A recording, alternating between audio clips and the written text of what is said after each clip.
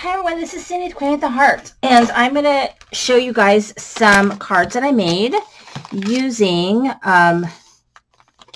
some new products by Tailored Expressions. So I got this Create in Quads layering stencil, and they have a couple of them, so I think I'm going to end up getting them all because they're pretty cool.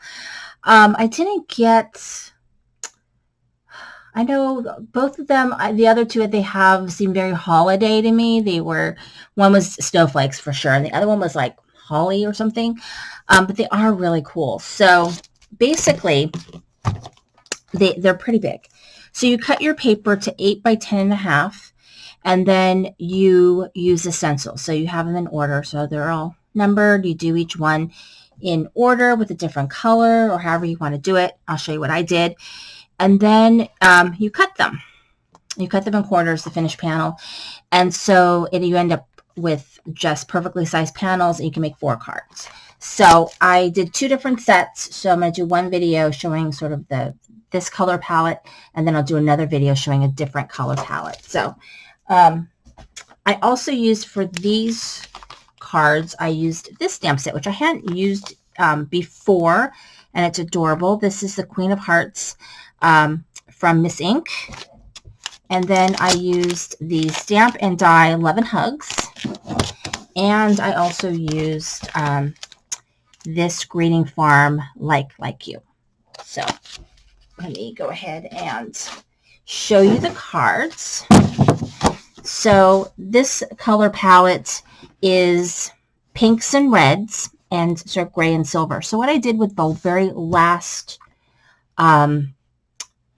stencil panel, is I then just used some stencil paste, and I used some silver. This is a Nouveau paste, and I used the silver, and I really love how it came out. So this heart one is very versatile, I think, because I'll show you the different color palette in another video.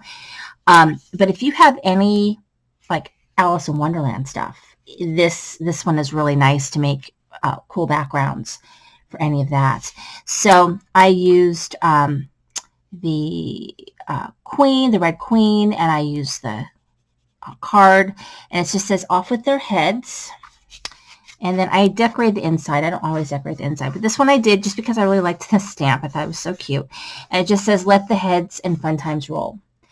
And I just stamped this, and I colored it in with my Copics, and I just think it's adorable. So, and then so this one, this white on the side was just asking to have a little person or a little critter right there.